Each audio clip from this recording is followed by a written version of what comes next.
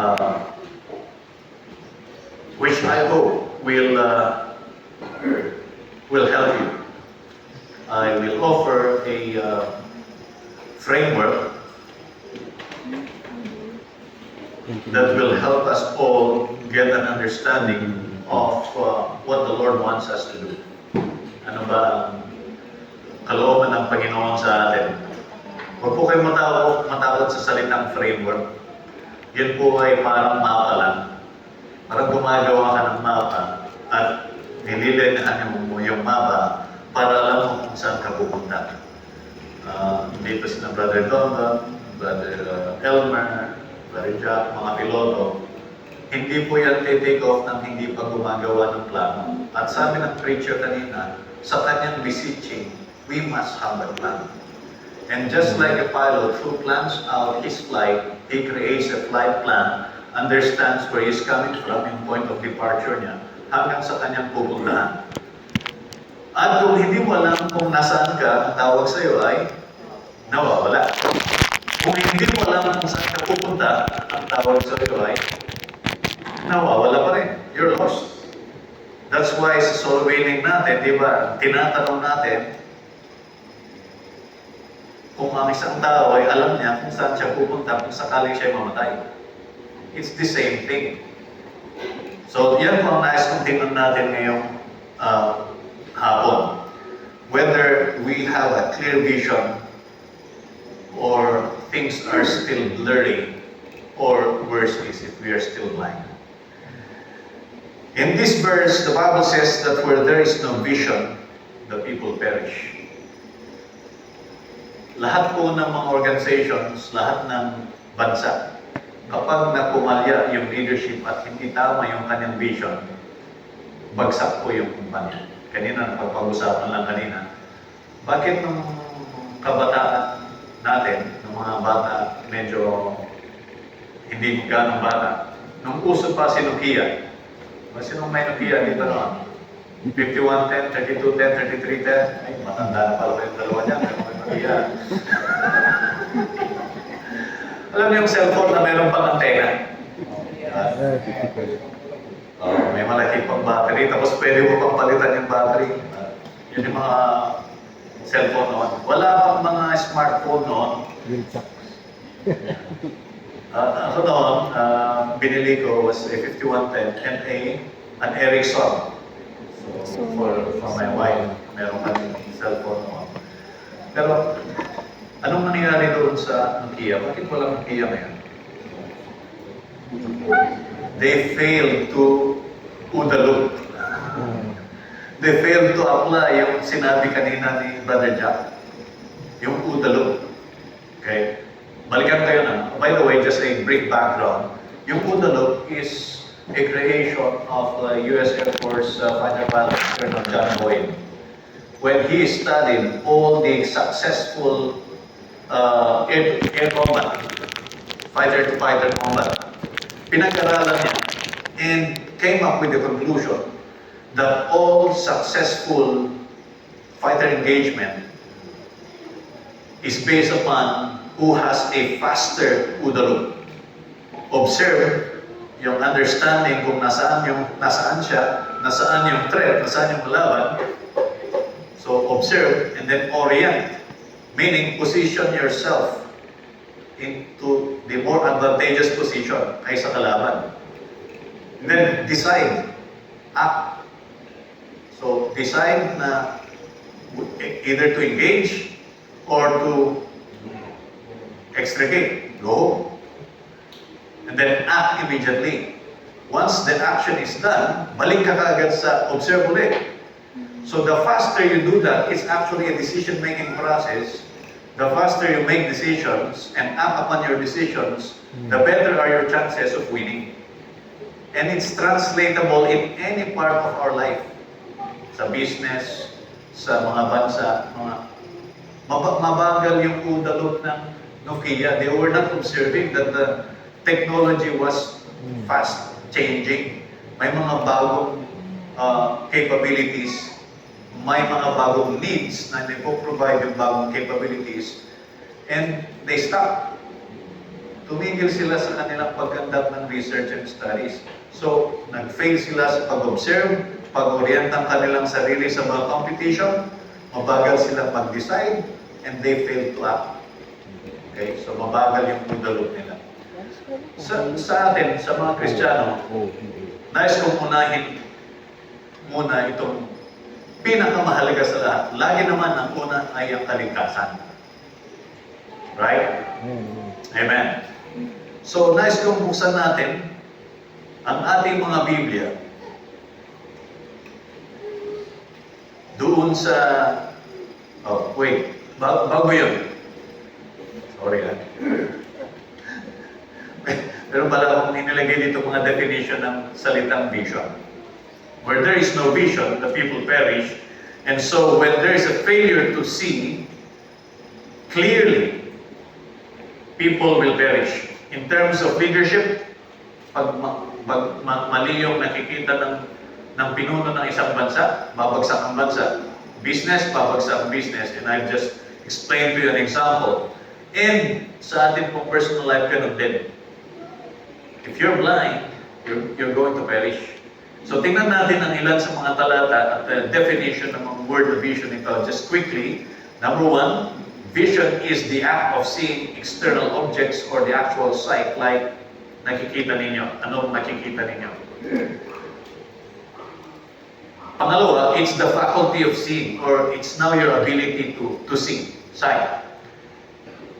And interestingly, in some animals, they have a more accurate sight than us. At merong mga animals who could see in the dark and we cannot.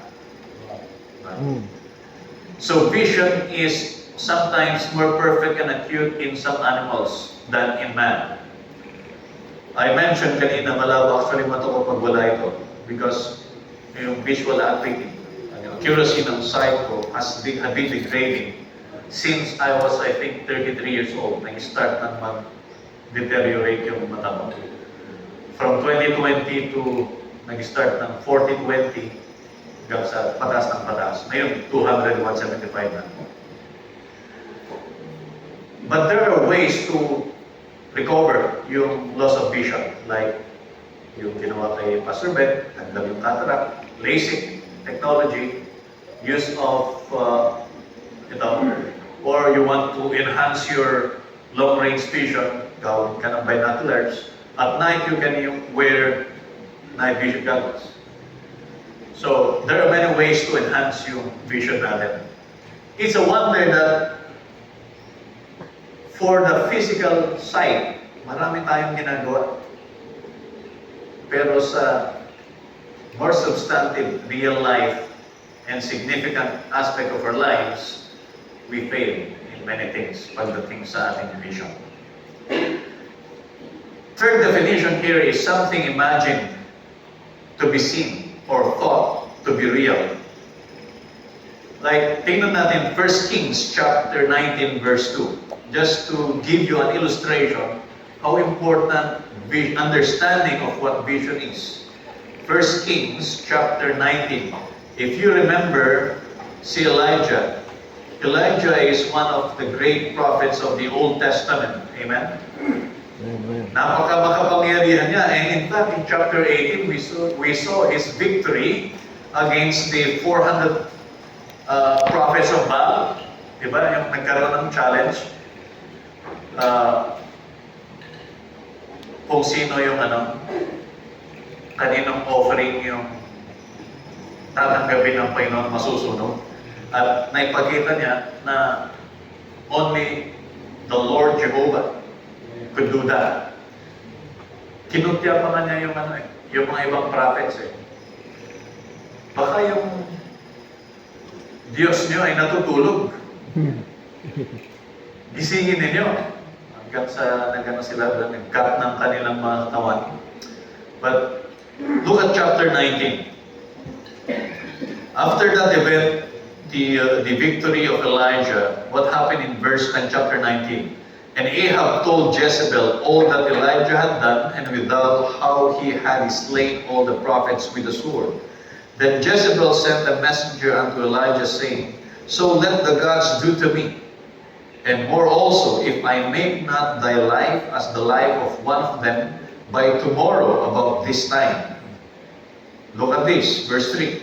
And when he, that's Elijah, when he saw that, he arose and went for his life, and came to Beersheba, which belongeth to Judah, and left his servant there. Anong sabi? When he saw that, anong nakita niya? Na siya ay papatayin.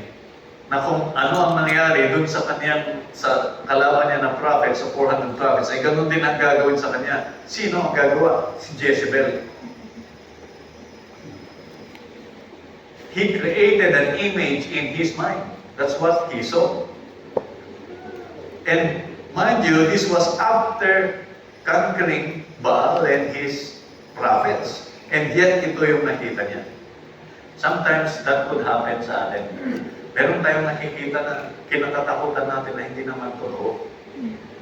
At nangyari kay Elijah yun, no matter how great a prophet he was, how victorious he was, how powerful he was, just imagine you can call fire from heaven. He could stop the rain by his prayer. Amen? Napaka-powerful ni Elijah, pero ito natakot siya dahil lang sa sinabi ni Jezebel. Hindi nga directly na sinabi sa kanya. Sinabi lang sa servant, yung messenger. Si Jezebel nagpadala ng messenger kay Elijah. So it was not even a direct statement from Jezebel herself. It was just a statement from the messenger. Okay? But ganun ang nangyari. Something imagined to be seen. Pangapat po, in Scripture, a vision is a revelation from God. Amen. Alam natin ito. Makikita natin ito sa, even sa New Testament. Of course, Old Testament, maraming ganyan. Like the vision of Amos and mga prophets, vision ni Daniel, nakita niya kung ano mangyayari sa future. And sa New Testament, meron din. May mga visions din. Mga visions, nakita ni Peter, halimbawa, yung pagbaba ng blanket na may mga iba't ibang unclean animals. Ang vision ni Paul, Apostle Paul. And there are other examples in the New Testament. So in Scripture, the vision is a revelation from God. Sometimes it's an appearance or an exhibition of something supernatural that's presented to the minds of the prophet. Or sometimes it's a revelation by which they are informed of future events. Prophecy.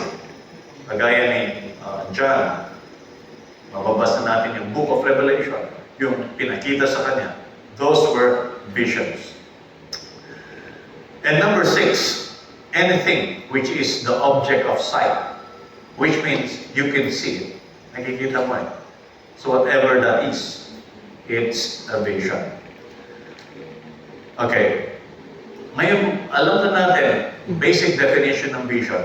Ang sabi dun sa binasa natin, Proverbs 29 verse 18, where there is no vision, the people perish. Because there is a consequence. Bulag ka, pwede kang madapa. Di mo alam kung anong mangyayari sa'yo. You can try na ikaw ay bulag. Mandatory. Dapat may, nakakita ka. Kung medyo malabo, may suot ka. Kaya nire-require nila mag-medical. Why is that? To assure that you will be safe.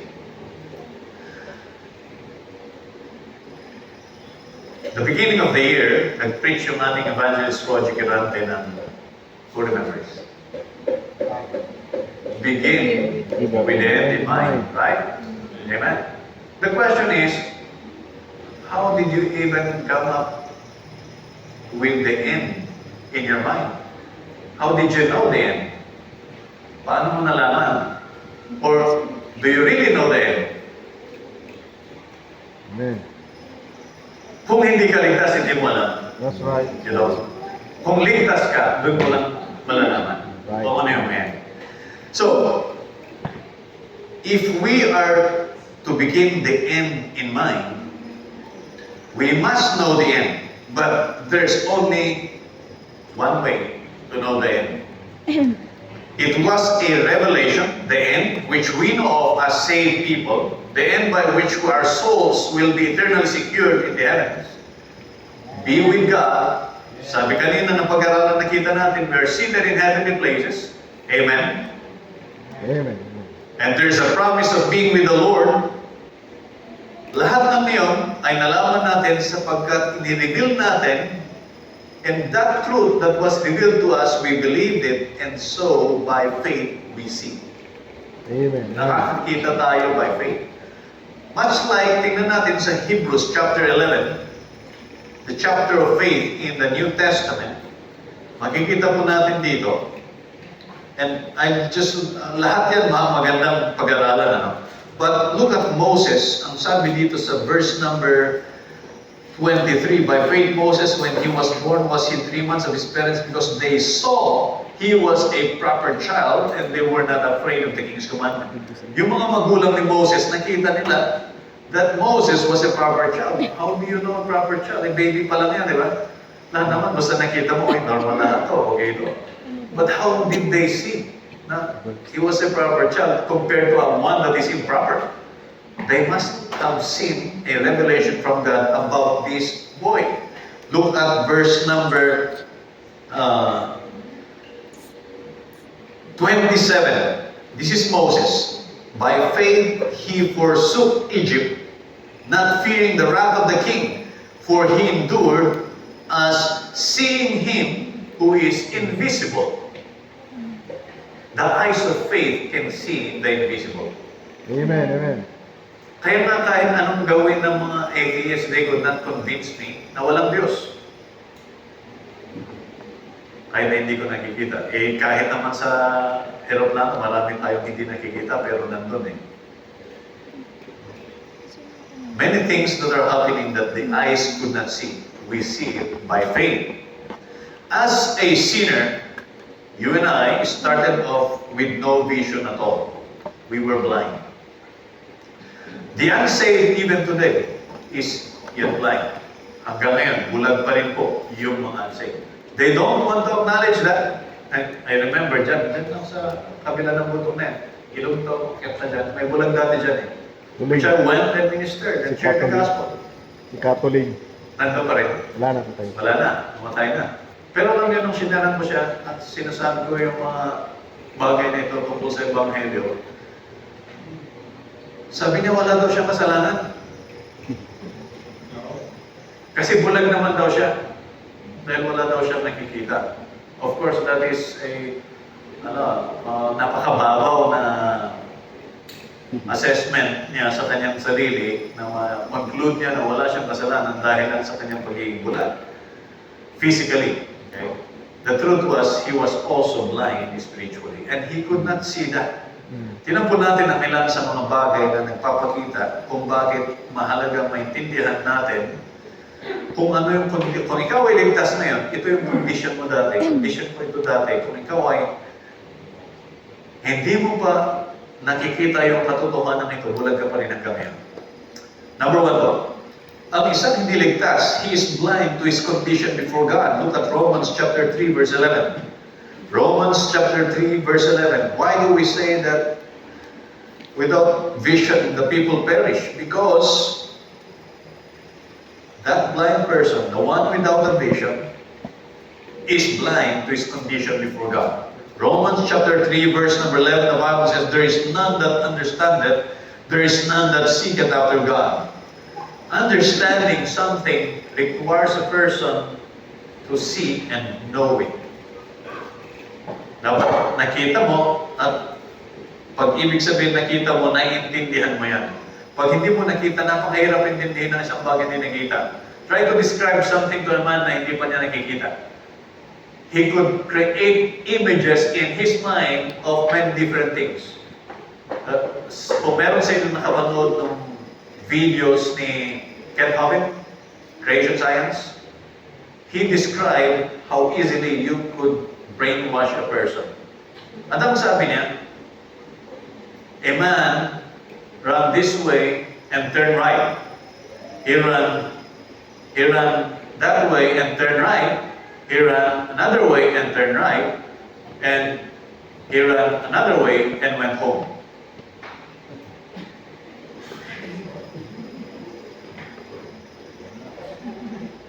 Who is that man? Why was he running?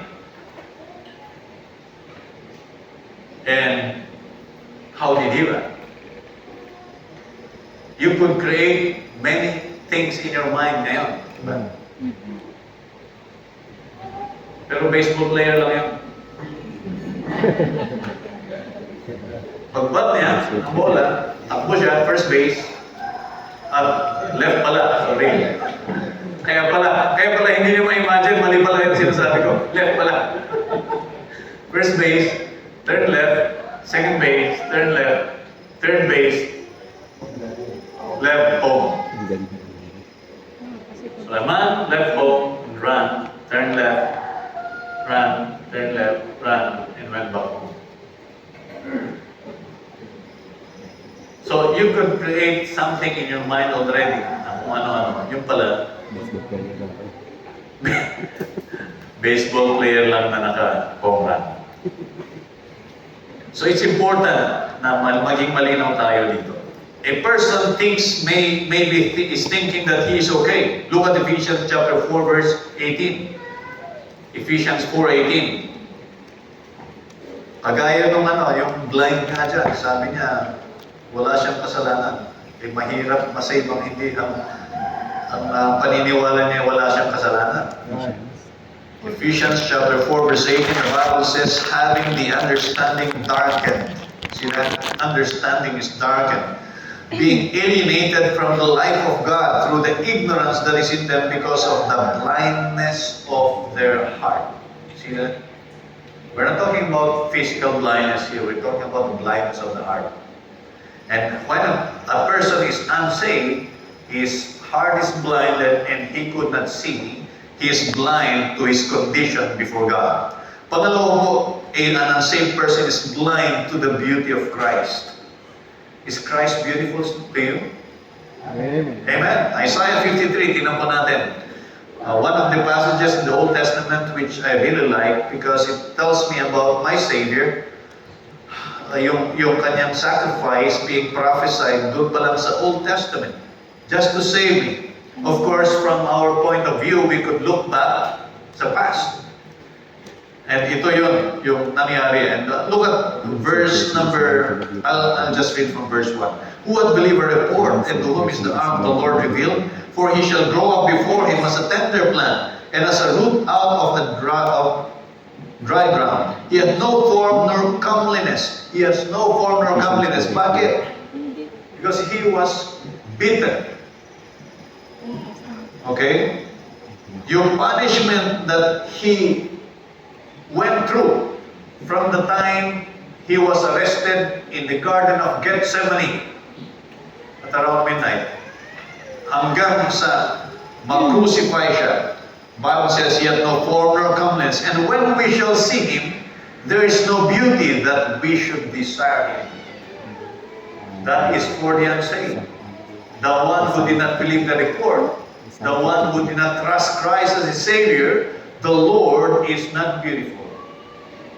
Pero pag ikaw ay naligtas, naintindihan mo, nakita mo, meron ka ng understanding sa ginawa ni Kristo para sa iyo, your eyes will be open.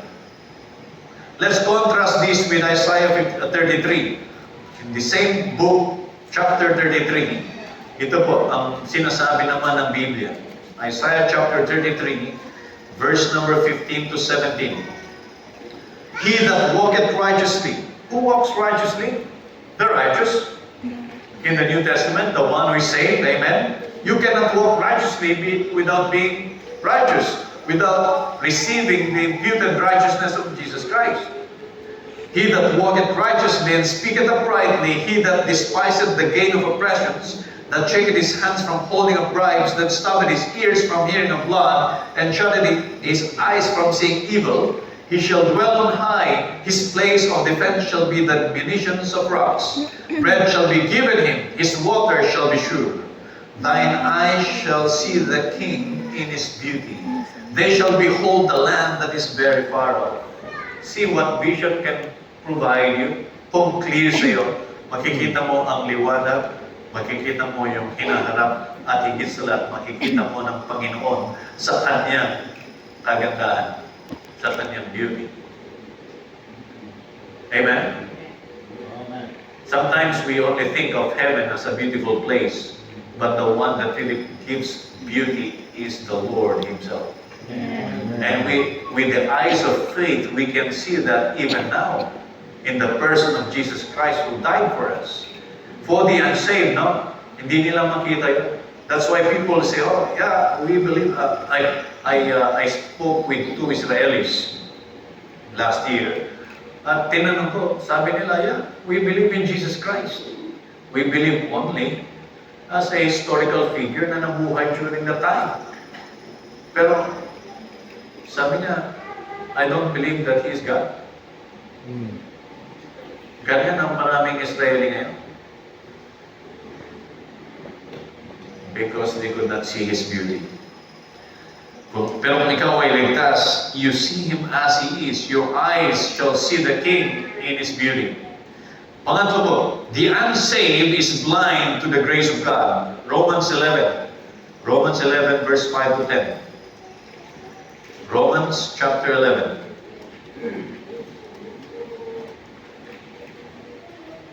Yung alam natin, Romans 9, 10, and 11, these are dispensational chapters of the Bible.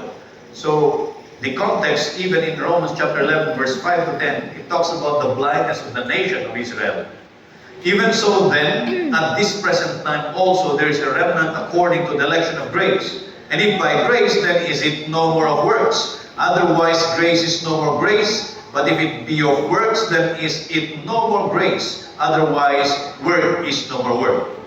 What then? Israel hath not obtained that which is seeketh for, but the election hath obtained it. And the rest were blinded. According as it is written, God hath given them the spirit of slumber, eyes that they should not see, and ears that they should not hear, unto this day.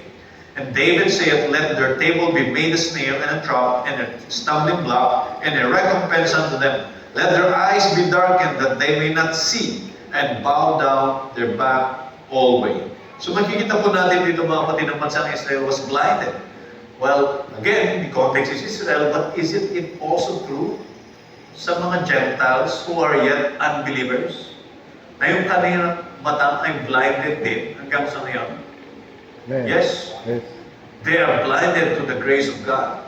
And many who even have heard what Christ did are still blinded to the grace of God by thinking that they can add something doon sa ginawa ni Kristo. Hindi pa rin kompleto para sa kanila. Yung tapos na ginawa ni Kristo, yung kanyang pagkamatay, pagkalibing at pagkabuhay na muli. Yung kanyang sakripisyo sa krus ay hindi pa rin sapat para sa kanila. They're blind to the grace of God. They wanted to add something, their works, and that's what is being emphasized here. If it be works, then it is no more grace. They're blinded to the grace of God. But praise the Lord, if you have been saved, truly saved, alam mo na naligtas ka dahil sa biyaya lamang ng Panginoon. Amen. Kanina na-emphasize ng ating preacher, it's all by grace, mga kapatid. All by grace. Some people wittingly or unwittingly add works to the grace of God. I tell you, it's wrong. Because the salvation, our salvation is purely by the grace of God. Amen. Pangapat po, the unsaved is blind to the things of God. Basa din natin ito, I think kanina, 1 Corinthians chapter 2. Let's go back again doon. 1 Corinthians chapter 2, verse 9 to 14. What does the Bible say? But as it is written, I have not seen nor ear heard, neither have entered into the heart of man, the things which God hath prepared for them that love Him. But God hath revealed them unto us by His Spirit. For the Spirit searcheth all things, yea, the deep things of God. For what man knoweth the things of man, save the spirit of man which is in him? Even so the things of God knoweth no man, but the Spirit of God. Now we have received not the spirit of the world, but the Spirit which is of God, that we might know the things that are freely given to us of God, which things also we speak, not in the words of which man's wisdom teacheth, but which the Holy Ghost teacheth, comparing spiritual things with spiritual. But the natural man, the unsaved man, okay, the natural man receiveth not the things of the Spirit of God, for they are foolishness unto him, neither can he know them, because they are spiritually discerned. You have to have the Spirit of God to see it, to discern it, to understand it. So the unsaved is blind to the things of God. Sabi nila, ang hirap intindihin yung Biblia. Ayaw ko magbasa ng Bible kasi hindi ko yung naintindihan. Hirap akong intindihan. Ay talagang hindi lang mahirap. Hindi mo talaga maintindihan. Amen, amen. Kaya ang kailangan ay maligtas ka muna. Amen, amen. At pag ikaw ay maligtas, makita mo ang katotohanan ng Ebanghelyo, manampalataya ka doon, ang Panginoon ang magbubukas ng iyong Amen, mata amen. upang maunawaan mo ang salita ng Diyos. Praise the Lord, sapagkat sabi sa Psalm 146 verse number 8, the Lord opened the eyes of the blind. Binubuksan po ng Diyos ang mata ng bulag. Hindi lang yung mga physically na bulag nung panahon ni Kristo nung siya dumating. Alam natin na may mga binuksan yung kanilang mga mata upang sila makakita. Amen? Right? Amen? Even now, God opens the eyes of the blind. Those who are blind to the truth, God is willing to open those eyes. In Amen. fact, He desires to open it. But if you don't want to, He will not push. Amen. Panglima po, the unsaved is blind to the absence of Christ. Ha? Akala ko, dapat, hindi ba parang counterintuitive eh? Absence of Christ, blind, wala na siya kaya hindi makita. Let me explain. Open your Bibles with me in Revelation. John ang nagsulat. Pero sa Revelation, chapter number 3. And many of those who are blind are inside churches. And some of them very active. Okay? Tignan niyo po. Verse 14, and unto the angel of the church of the Laodiceans write, this thing saith the Amen, the faithful and true witness, the beginning of the creation of God. I know thy works, sabi ng Diyos, that thou art neither cold nor hot. I would thou wert cold or hot. So then, because thou art lukewarm and neither cold nor hot, I will spew thee out of my mouth. Because thou sayest, I am rich and increased with goods, and have need of nothing, and knowest not that thou art wretched, and miserable, and poor, and blind, and naked. I counsel thee to buy of me gold tried in the fire, that thou mayest be rich, and white raiment, that thou mayest be clothed, and that the shame of thy nakedness do not appear, and anoint thine eyes with eye salve, that thou mayest see. As many as I love, I rebuke and chasten. Be zealous therefore, and repent. Behold, I stand at the door and knock. If any man hear my voice and open the door, I will come into him and will sup with him, and he with me. What does that verse 20 say? In the Laodicean church, the church is thinking that I am rich, I am well off, I have no problem, I have everything I need, not realizing that Christ is not there. The unsaved in the church is blind to the absence of Christ when that church no longer have Christ inside. And Christ is now knocking at the door of the church. And if anyone inside the church hears His voice and they open the door of the church, He will come in. Revelation po ito. Amen? But isn't it true that even today, Christ is absent in many churches, in many families? There is religion, but the religion had no Christ. Right. Rituals without Christ, events without Christ. Sana hindi dumating yung panahon sa buhay natin sa People for His Name Baptist Church that we host camp meetings without Christ. Let it be a reminder for us, mga kapatid, na hindi tayo magkaroon ng service like this one without Christ. May Christ continue to be the purpose, the center, the object of all our activities. Amen, amen. We can be very busy, mga kapatid, sa maraming bagay, pero pag wala si Kristo, we're blind. Ayan. Panganin po, the unsaved is blind to the need of the new birth. John chapter 3. Now I hear that some preachers no longer use John 3:16. I still read and use it. Amen? It's still Bible. Amen. John chapter 3 verse 1, the Bible says, there was a man of the Pharisees named Nicodemus, a ruler of the Jews. The same came to Jesus by night and said unto him, Rabbi, we know that thou art a teacher come from God, for no man can do these miracles that thou doest, except God be with him. Jesus answered and said unto him, Verily, verily, I say unto thee, except a man be born again, he cannot see the kingdom of God. Except a man be born again, he cannot see the kingdom of God. Except you are born again, you cannot see the kingdom of God. Hanggang hindi kayo pinapanganak na muli. Hindi ba Old Testament yan? Oo nga, hindi pa namamatay si Kristo. In fact, si Jesus Christ pa nga nagsasabi dyan eh. Okay, sige, let's just continue. Verse number 4. Nicodemus said unto him, How can a man be born when he is old? Can he enter the second time into his mother's womb and be born?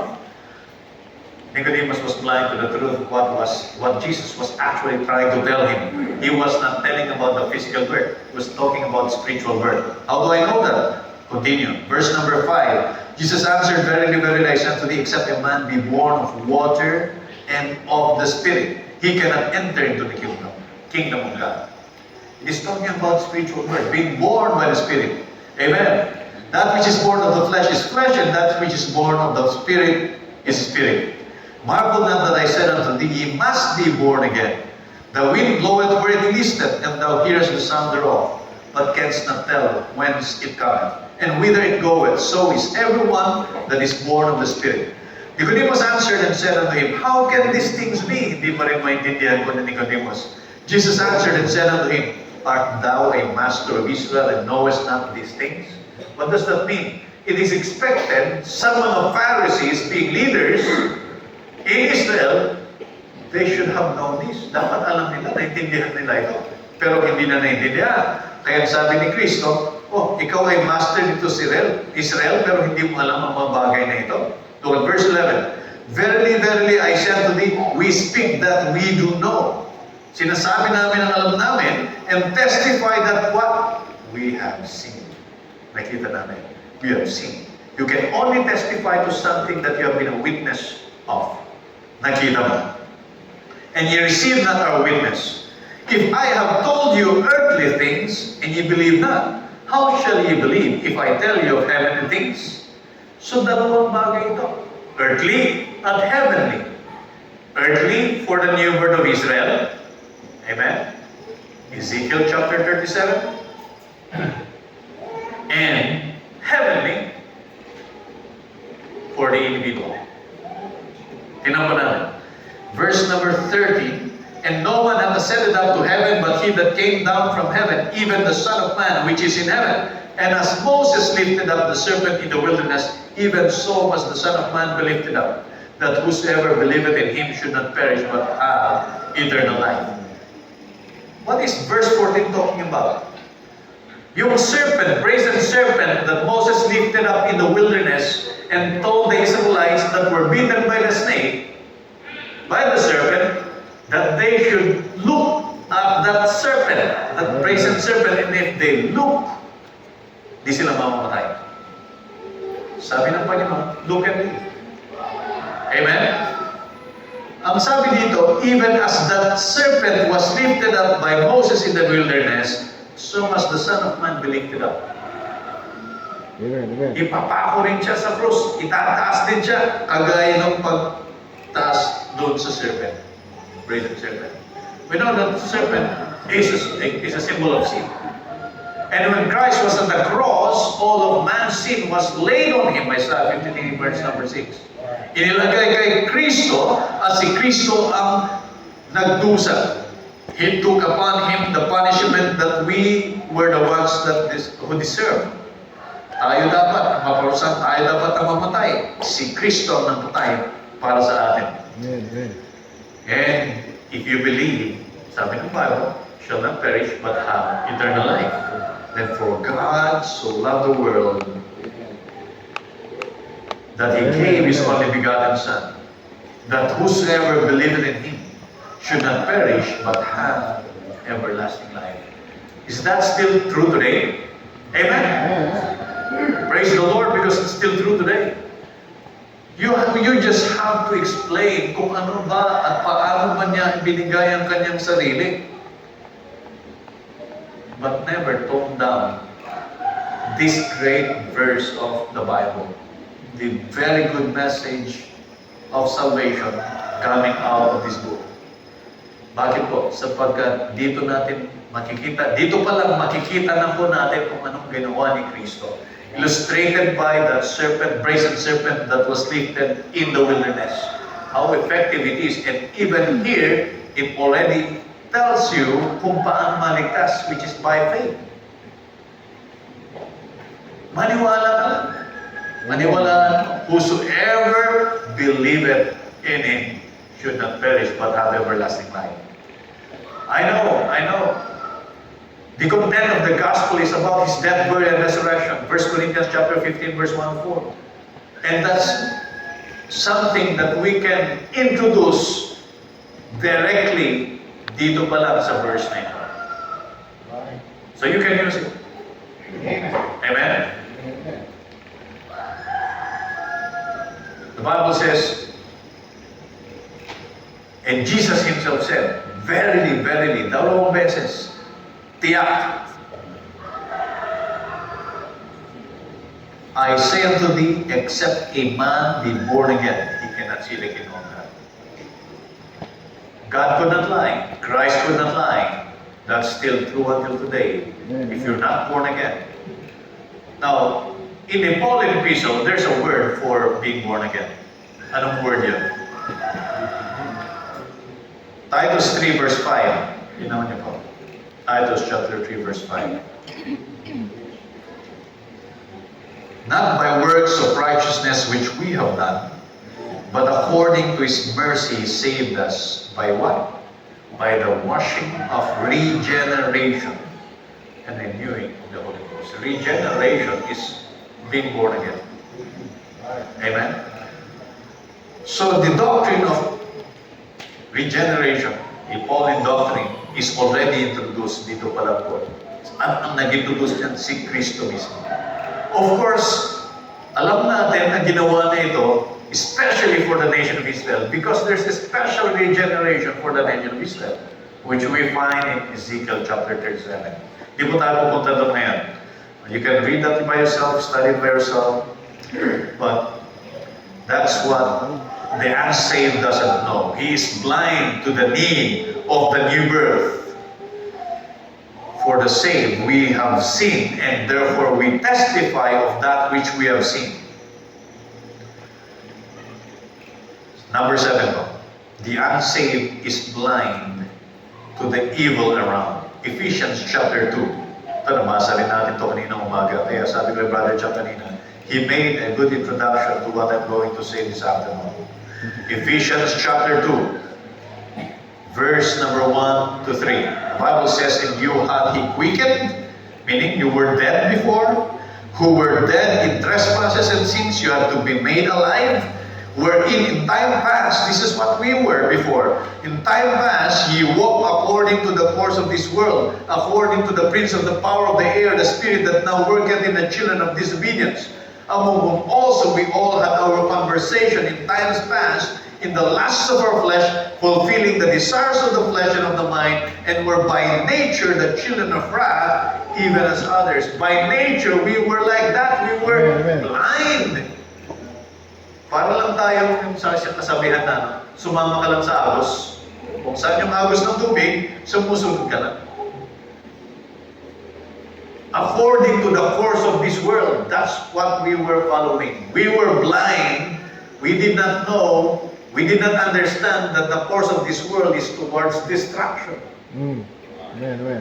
But praise the Lord, He was merciful to us, sent us preachers who opened the book, showed to us the gospel, explained it to us, and we saw how wretched we were, kung ano yung condition na totoo natin, at nakita natin kung paano minahal tayo ni Kristo. Siya namatay para sa atin. And when we trusted Him, He opened our eyes and He allowed us to see the end. Amen. Amen.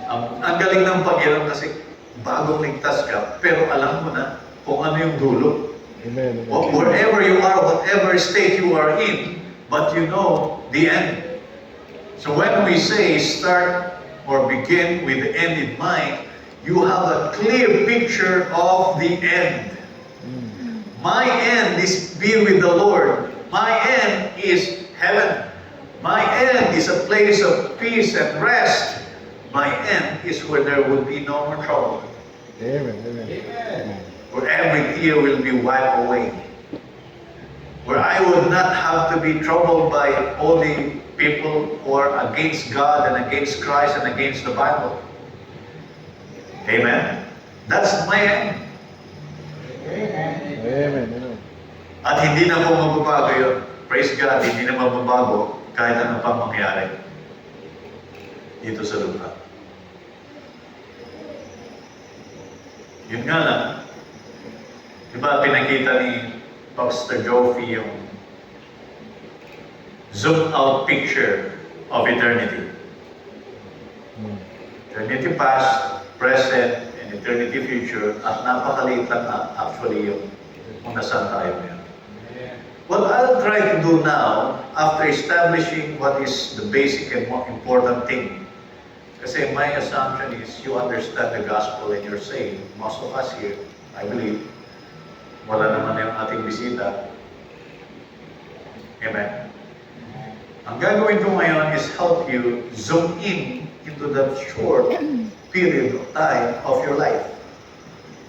Nakita natin yung zoom out picture, how we are just but a very small top dun sa timeline of eternity. Now we're going to zoom in and try to somehow expand a little bit and see the trees from the forest. Okay? Yan po ang gagawin natin ngayon. Paano natin gagawin yan? He preached, Pastor Joey preached on redeeming the time. So actually, alam niyo ginagawa ko ngayon, I'm just trying to connect the dots of the preachings na narinig ko since January, start of the year. So nasa January pa rin naman tayo. And kanina sabi ng preacher natin, we should have a plan. Tama. Now let's go to James chapter 4 verse 15. James chapter 4 verse 15.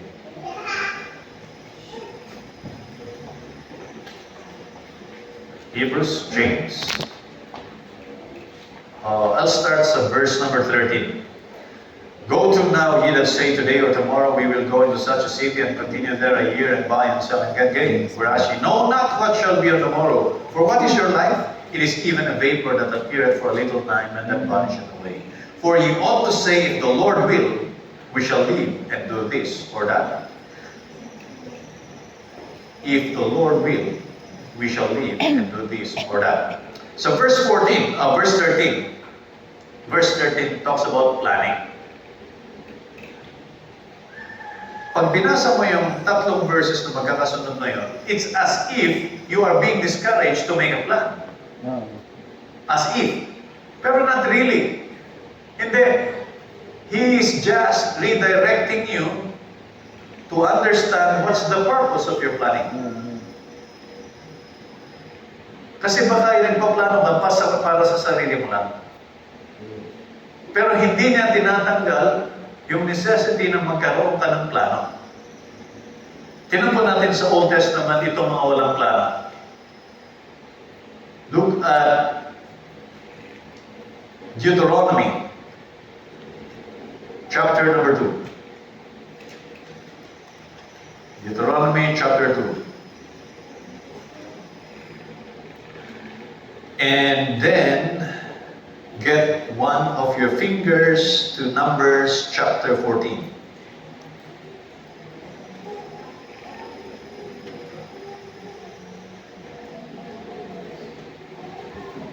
Okay. Unahin ko yung Deuteronomy, mga kapatid. I'll start in verse number 1. Deuteronomy chapter 2. Then we turned and took our journey into the wilderness by the way of the Red Sea, as the Lord spake unto me, and we compassed Mount Seir many days. And the Lord spake unto me, saying, Ye have compassed this mountain long enough, turn you northward. How long was that many days doon sa verse number 1? Guess.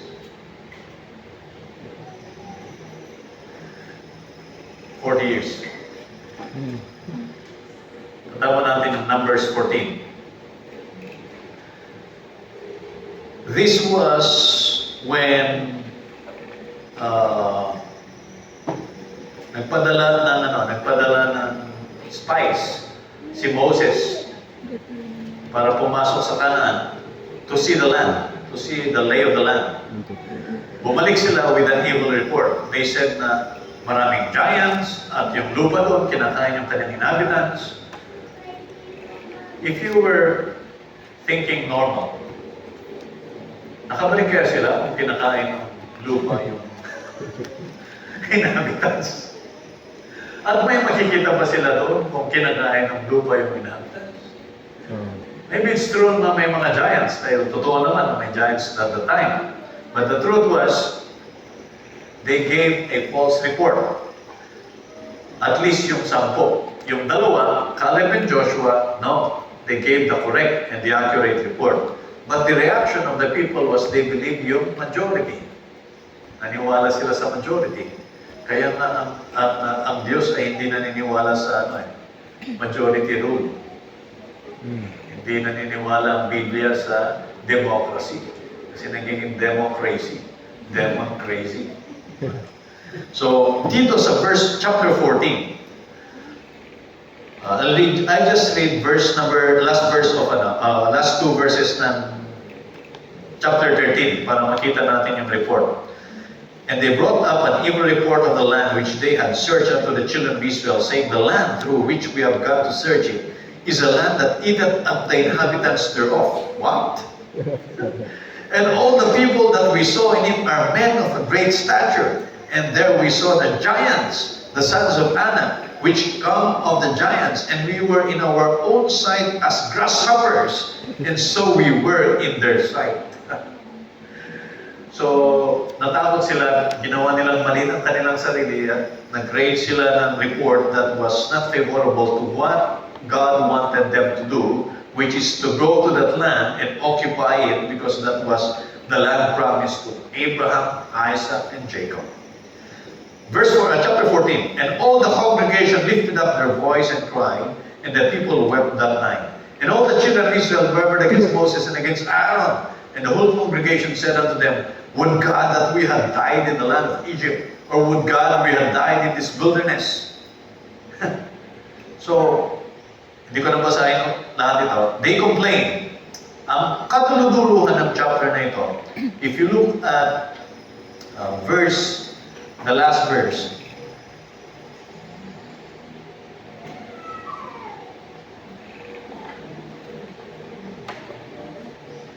nag-change of mind sila. Nag-change of mind sila after they were punished. The murmurings was eventually addressed. Look at what they did later on. Sa verse 40, And they rose up early in the morning and got them up into the top of the mountain, saying, Lo, we be here, and will go up unto the place which the Lord hath promised, for we have seen.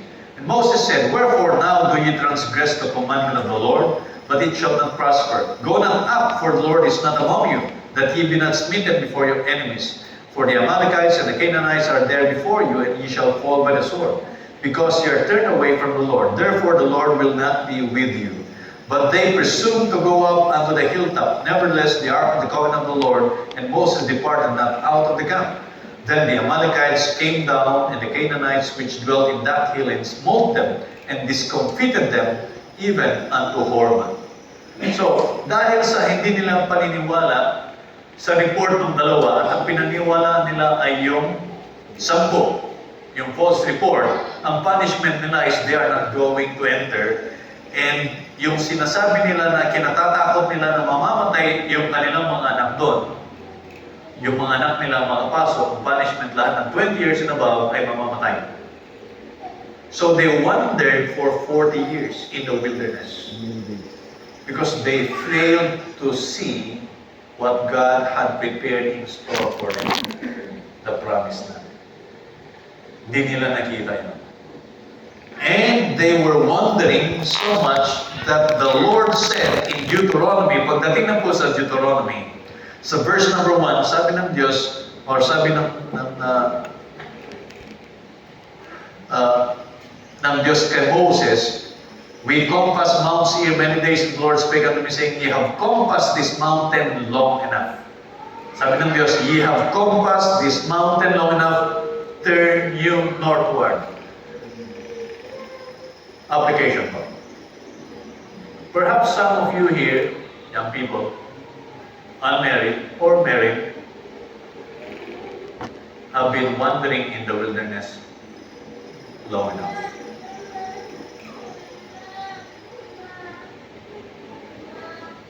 Baka wandering ka lang, walang direction, paikot-ikot ka lang sa wilderness. At hindi mo alam kung saan ka pupunta. Yes, you know the end from the beginning when we talk about salvation. Pero wala ka pa doon. Nandito ka pa. God promised, and God prayed, the Lord Jesus Christ prayed, and God promised that He would give us life and that we might have life more abundantly while here on earth. Now, it doesn't mean abundance in material things, but satisfaction and contentment with whatever God has allowed you to have. But there are some maybe who are still wandering just like the Israelites. Hindi clear sa kanila at nawala sa understanding nila yung plano ng Diyos para sa kanila na pumunta sa Promised Land. Maraming Kristiyano ngayon ang hindi rin malinaw yung kanilang pupuntahan. Alam nila yung dulo, pero the way is not clear to them. Let me ask the question, can we individually say, as Paul said, I have finished the course? Before you can even do that, you have to be clear about your course.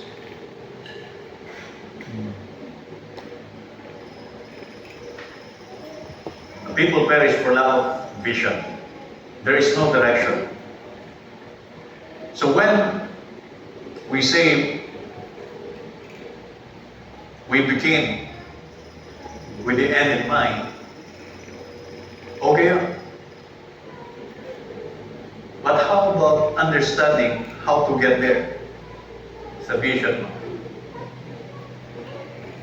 Alam natin, by the grace of God, when we believe the gospel, sigurado na yan. But is that all na binigay ng Panginoon sa atin?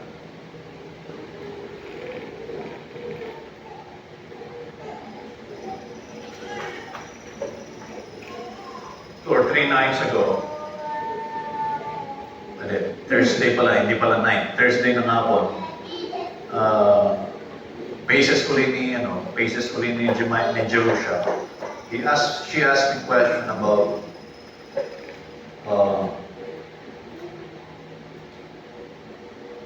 paano, anong Tagalog ng outline? Balangkas. Paano ka magbalangkas ng mensahe? Paano ang pastor gumawa at balangkasin ang kanyang mensahe? Translate ko muna sa English para maintindihan ko ano yung balangkas. Yung pala outline. Anyway, tapos may part doon na magbigay ng maiksing halimbawa. I've been in my mind reading this passage. So, pinakita ko, ito ang halimbawa, sabi ko sa kanya. And this is part of the message po ngayon. Genesis chapter 37. No, 47, sorry. Genesis chapter 47.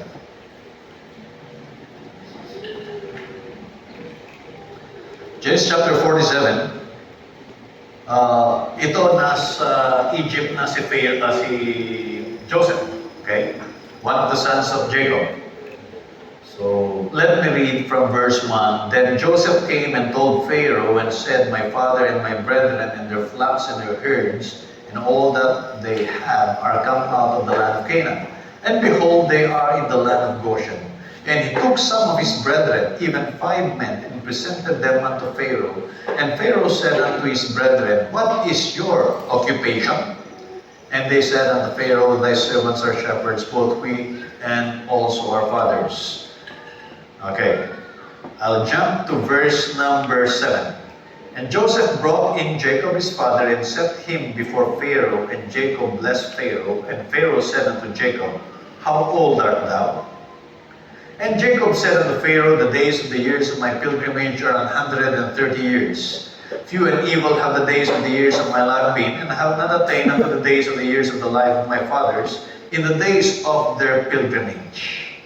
So, i-share ko muna yung sagot ko kay Jerusha. Sabi ko sa kanya, first thing, manalangin. Unang gagawin, pagka maghahanda ka ng mensahe, kaya nung tinext ako ni Pastor Ben, nanalangin ako, hindi ko kagad sinagot, saka ako nag-yes. Tapos nanalangin, nag-isip, nagbasa. Pangalawa, magbabasa.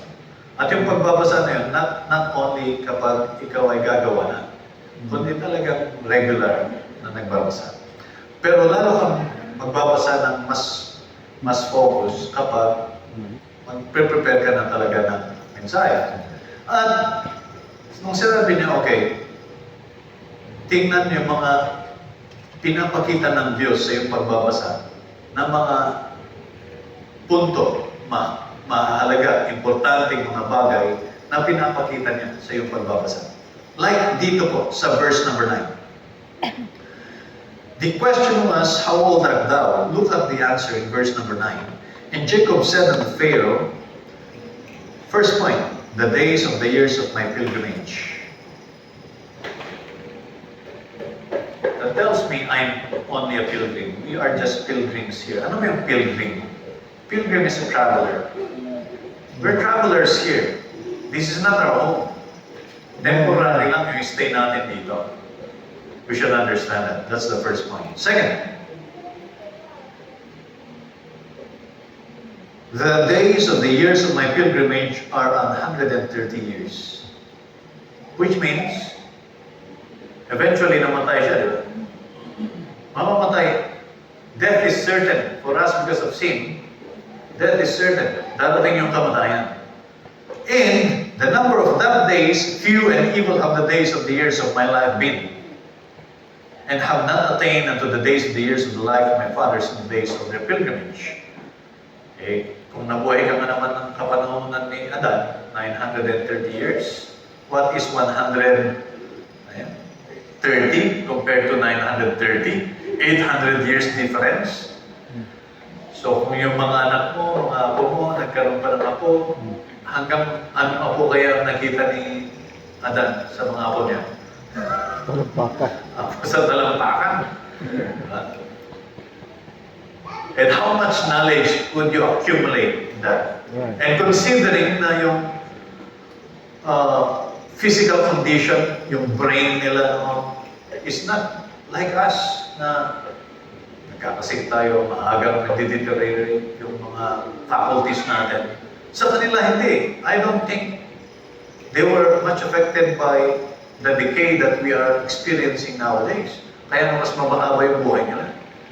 And that's why sabi ni Joseph, compared to my forefathers, mine is nothing. It's too short. So, first point, we're pilgrims, we're just travelers. Never ever think that you're going to stay here forever. Amen. Amen. And praise the Lord because we know the end is the presence of the Lord. Pangalawa, yes, time is short here. Okay? Time is short. Pero, 130 years, maybe sa atin 70 years, sabi ng Bible. 80 years, Pastor Ben, or even shorter. But the question is, sabi ni Pharaoh, how old are you now? Si Brother Roger, 63. 51, magpi-52. Yung iba dyan, mas bata pa. And why is this important? Why is that question important? Because of what I'm trying to share with you ngayon. Years ago, I asked the young people of your vision of yourself 5 years from that point that I asked. That's way past now. And ibabalik ko sana sa mga nandito. Kasi nandun pa eh, hindi ko pala, nailagay ko sa bag ko tapos inalis ko, hindi ko na naibalik. But I intend to return it dun sa mga nandito pa. May mga nakikita ko nandito pa eh. But what I was trying to do then is young people should have a vision. Old people still should have a vision as long as you're alive. Amen, amen. Hanggat may buhay ka, what do you expect God from you?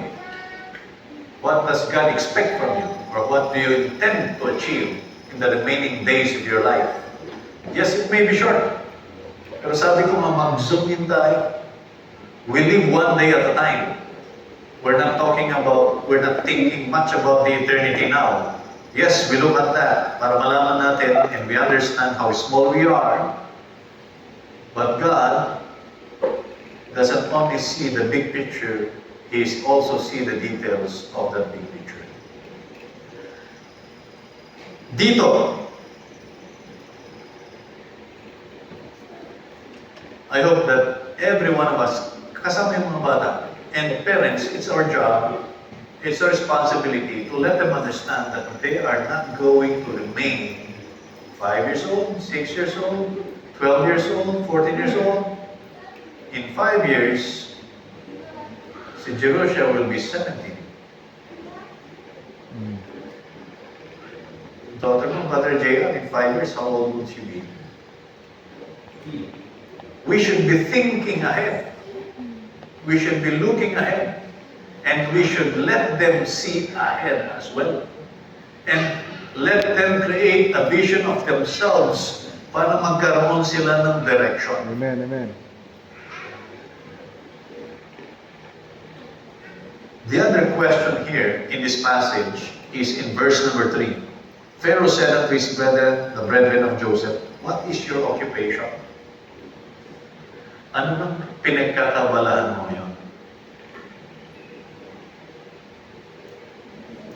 Busy ka ba? Anong pinagbibisihan mo? Tumingin si Brother Busy sa akin, sabi, busy ka ba?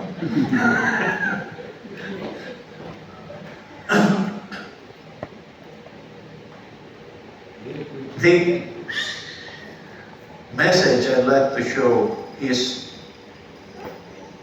I want you to see, is we move forward from the blessedness and victory of salvation to more victories in battle while waiting for the return of Christ or for the rapture. Alam mo yung gusto ba ito? We go into the details, di ba? Sa mga studies. Like halimbawa, yung shinare ni kanina. Dito yun eh. Amen, amen. Dito yun. After the rapture, we call it up is judgment seat of Christ, then presentation, and then eternity. Reigning in heaven. Okay? Because we are heavenly beings. Amen, amen. Kaya na tayo pilgrims lang dito eh. Kasi yun, doon tayo. So, gusto ko ito. Kasi nakikita natin. We can picture, di ba? Nakikita natin yung picture na to. In our mind, we know where we are in this picture. Alam natin today, we're somewhere here. Tama? We're somewhere at the end of this. Pero pwede ka pang mag-zoom in dyan. At baka yung maiksi na ito, in real terms, when we count it by days, baka mahaba yan. Baka years pa nga yan eh. Because we don't know. What if the Lord tarries His return for another 50 years?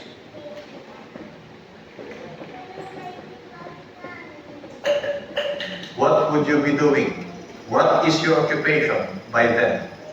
5 years, 10 years, 15 years, 20 years from now? What are you being occupied with? Ano yung pinagkakabalahan mo? So it's important that we know and we understand God's will in our lives para sa bagay na ito. Otherwise, what will happen is we wander in the wilderness and waste the time instead of redeeming the time. Sabi ng preacher, let us redeem time. Pero clear ba sa atin paano natin i-redeem? Baka we are wasting the time. Maiksi lang kung ganyan ang titingnan mo. Pero expand mo yun, mag-zoom in ka, expand mo at makita mo, oops, yung maiksi pala na yan, may magagawa pa ako. Amen, amen. Pero anong gagawin ko? Okay. So, let me introduce what we use sa planning. Sabi ng preacher kanina, we should have a plan.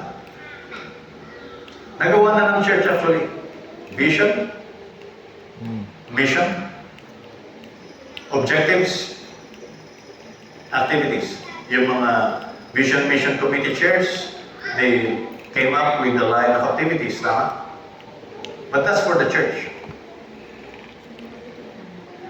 What I want you to see is individually. Ikaw mismo, anong nakikita mo sa sarili mo? The church will be part of that.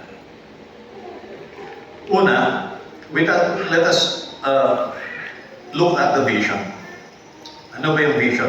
Without vision, the people perish. We should have a clear vision. Vision may be defined as the desired future, a visualization of desired condition or state in the future. Okay? Yan yung vision. What vision provides, the value of vision is, it provides direction. Kasi kung wala kang vision sa inaarap, wala. Kaya sira-sira. Kahit anong gawin mo, kahit na walang direksyon. And you will not be able to see the contribution of what you actually do on a daily basis towards your vision kung wala ka namang direction na patutunguhan. So, we should have individually visions for us. We have vision for our families. As the pastor of the church, have led this church to come up with this vision, mission statements. Amen. Amen. That vision becomes now the basis of establishing your goals and objectives. Tinuturuan, yung mga nagpe-paces dito, di ba, tinuturuan natin sila ng goal setting. In a way, ito yung accomplish mo. Which kapag nag-accumulate yun, they finish a grade level. So objectives and goals accumulates into finishing a grade level and finishing your schooling. So part yun. So vision is important to set the direction. Pangalawa, mission. When you talk of a mission, mission is defined as your purpose or reason for being.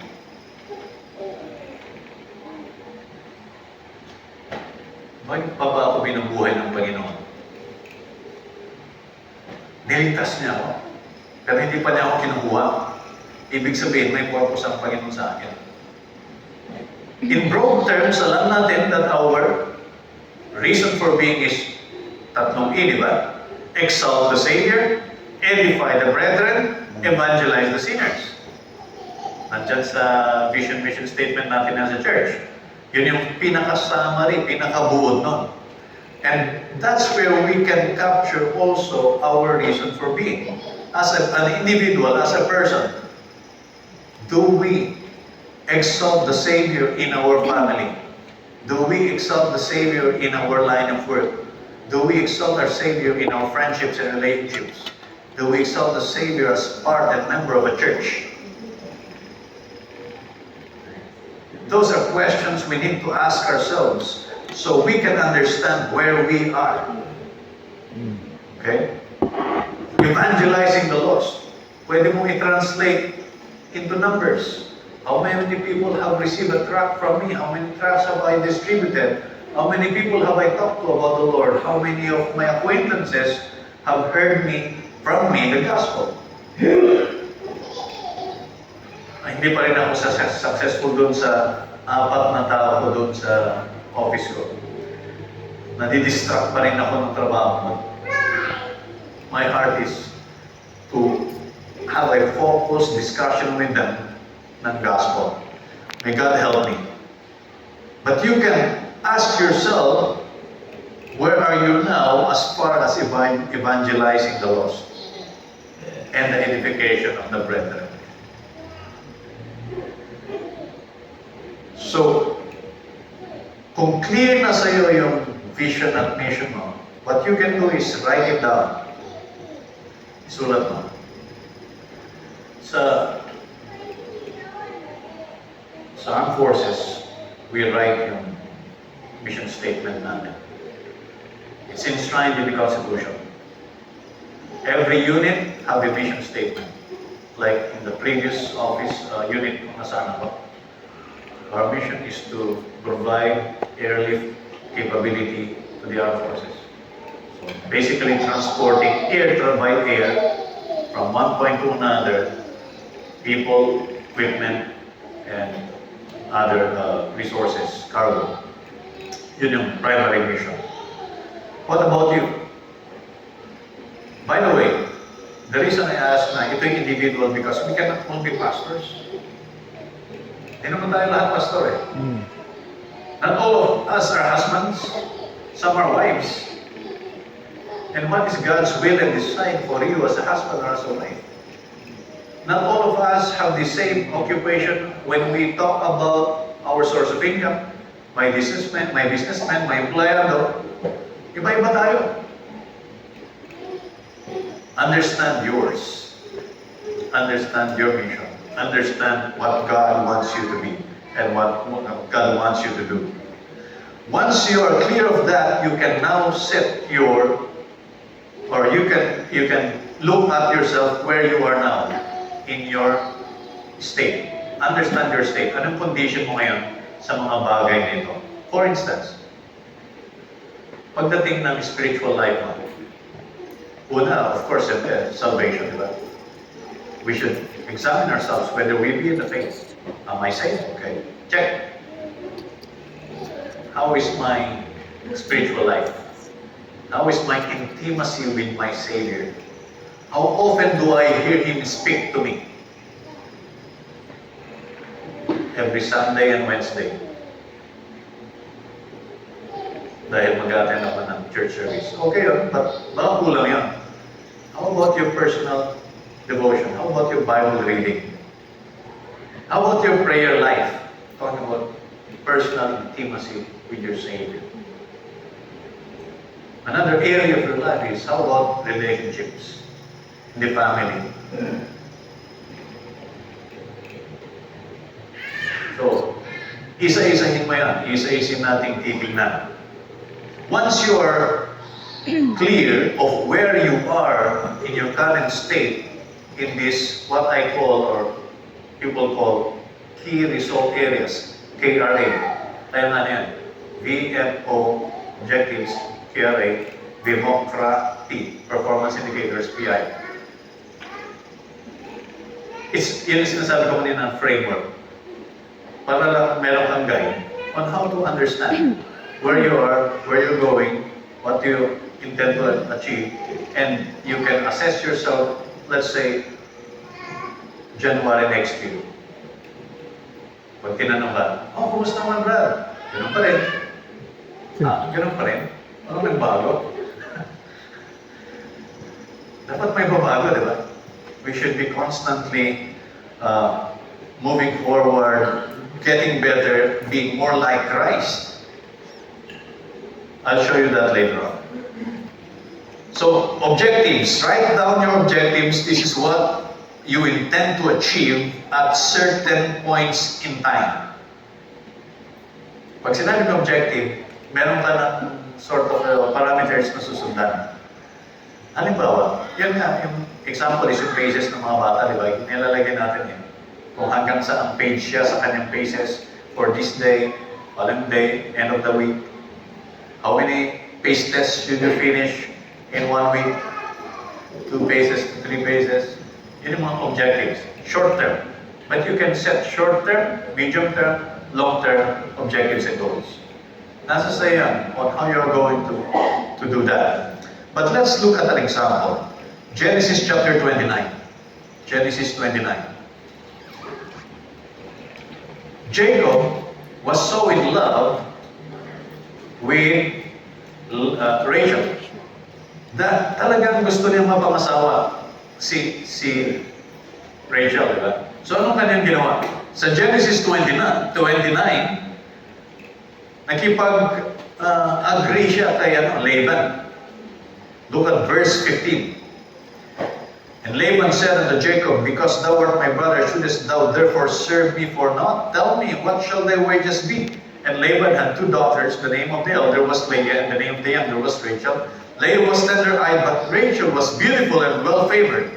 And Jacob loved Rachel and said, I will serve thee 7 years for Rachel thy younger daughter.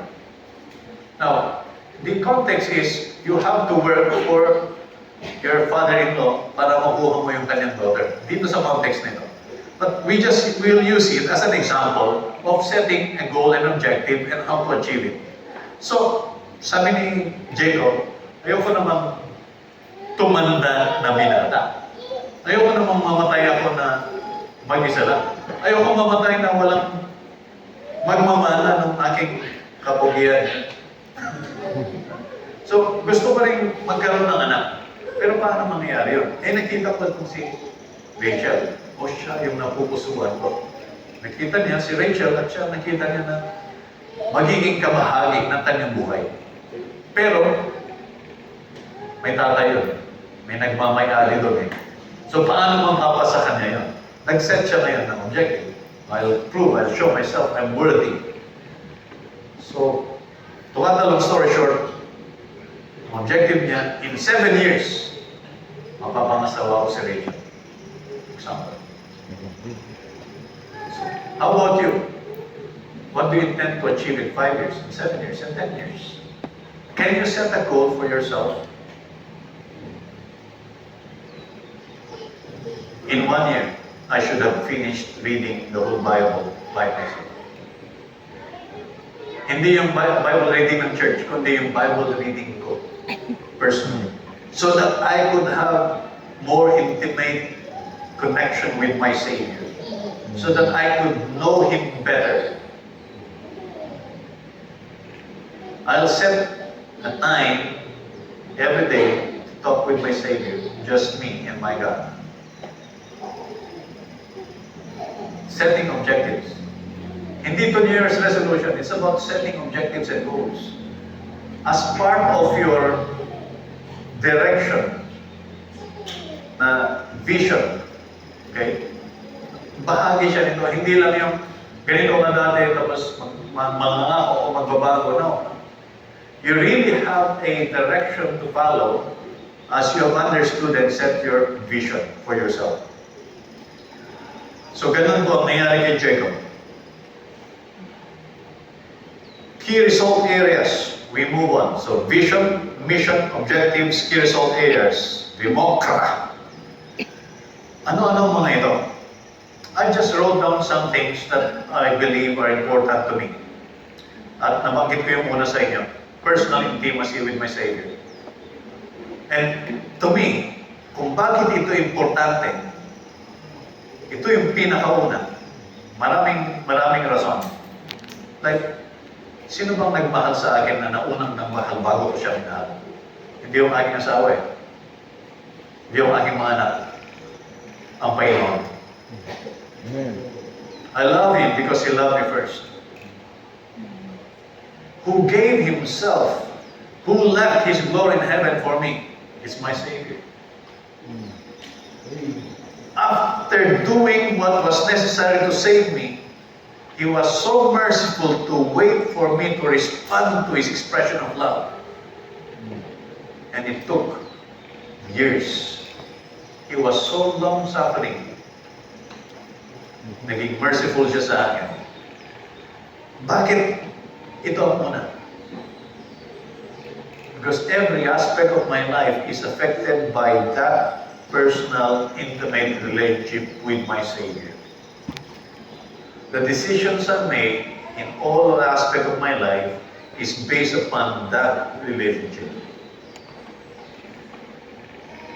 Family, husband, wife, children, work, friendship, even hobbies and habits are all affected based on my relationship with my Savior.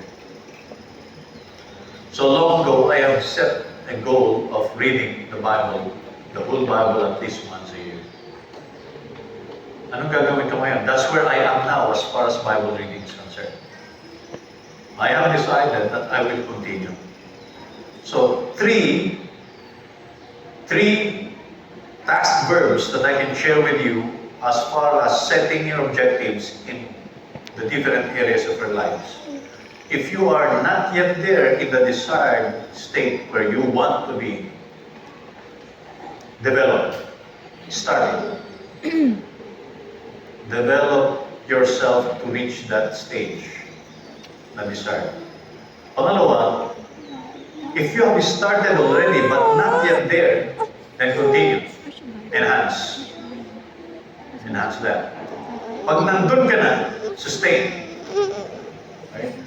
So develop, enhance, sustain. Three keywords that you can use after you assess yourself and know and understand where you are. At wala ka pa doon sa pupuntahan mo, every aspect of your life. So, Bible reading, prayer life, kanina, I was looking at these notes. Dito pala yung mga prayer list ko nung last year. Yung iba dito pala nasagot na. Ang nire-review ko, praise the Lord. Kasi nandito pa yung wedding ni Brother Mel Market, Sister Cherry Pa. Pregnant pa si Concon, Sister Cess, si Marge. May mga nanganak na pala ito mga to. Amen. Answered prayer. Amen, amen. Prayer life. Devotion. Of course, church attendance and participation. Active participation. May tinatawag na active listening, di ba? May listening at merong active listening. Active listening is you actually listen. Yung listening lang, pero hindi ka active listener, wala lang. When you're active listening, you can try listening. You can answer or repeat yung sinasabi ng nagsasalita. To yourself. Pwede mo repeat sa sarili mo yun. When you do this. Evangelism. Evangelism is Bible studies. How much are we participating in Bible studies? Leading. Magkaiba yung participating sa leading. Are you leading Bible studies? Personal witnessing. Tracts distribution. Public ministry. Participation in organized church evangelism. Nabanggit kanina ulit, itong community effort natin. Personally, I'd like to go back there when we used to go here on a regular basis. Alam ko na medyo challenging ngayon because of one person who is called a brother na wala na sa atin. It will be more challenging. But that should not hinder us from reaching out. Diyan sa Talisay, nakita niyo diba? Yung Bible Baptist Church dyan. Tapos dun sa may mukha na meron din. Yes, good. So Talisay, dalawa na dyan. Tatlo na. Baka mag-expand yan, pupunta na dito. Yes, we are active sa ibang churches, pero our very neighborhood. Now, the pastor have already said itong bagay na ito. Kaya kung ngayon ang ginagawa ko lang is, I want to really encourage every one of us individually. Ano ba yung pwede natin gawin at magagawa natin? Maybe we can organize and schedule real visitation dito sa barangay. Kahit yung mabisita lang natin. Two ways that we can do. One is broadcasting. Puntahan natin lahat sa isa. We map out. Gawa tayo ng mapa. Isulat yung mga pangalan ng mga bahay, ng mga tao na nakatira sa mga bahay na yan. Bawat street, mabigyan sila dapat lahat. Wala dapat mamiss. That's broadcasting. And then focus. May nagkaroon ng interest. They allowed us to enter their house. Tell them more. Let's go back. Follow up. Yung iba na ayaw mong papasok, pwede mo nang iwanan mo na yan. Yung ka na dun sa tumanggap sa'yo. Consistent. Consistent. How about planning for that? Family and relationship. Brother Don asked me to preach, which I did, and I tend to continue doing that. In fact, this message is part of that. Especially sa mga young people. The question is still there. What do you intend to do with your life? Will you continue to be just wandering? Yung kilala si James Nats, pastor ng Bible Baptist Church, Florida, Pensacola, Florida. He is now being replaced. Dilan. Nagka-transition na sila. What does it tell us? Yung pastor ng church in a charity doon sa Tennessee, namatay na. What does it tell us? Brother Ben is not going to be here forever. Brother Roger is not going to be here forever. I will not be here forever. The young generation should have a projection of where they are, what are they going to do to serve the Lord 5 years, 10 years, 15 years from now. Mag-set kayo ng objective in these key result areas. In your church life, work or your occupation. Yun ang tanong ni Pharaoh. What is your occupation? Anong pinagkakabalahan mo na ngayon? Hindi pwedeng pabanjing-banjing lang. God has not called us to be pabanjing-banjing. Okay? Amen, young people?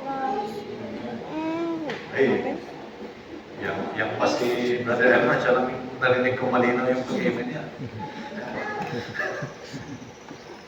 Amen. This is for us, mga kapatid. Amen, amen. Now, when we do our planning, meron kaming tinatawag na core function at merong support function. In other words, meron tayong pinaka-importante at yun talaga yung focus natin. And we mentioned that, the 3 E's. Evangelism, exalting the Savior, edifying the brethren. But you know you cannot do that with the support system. You cannot do that.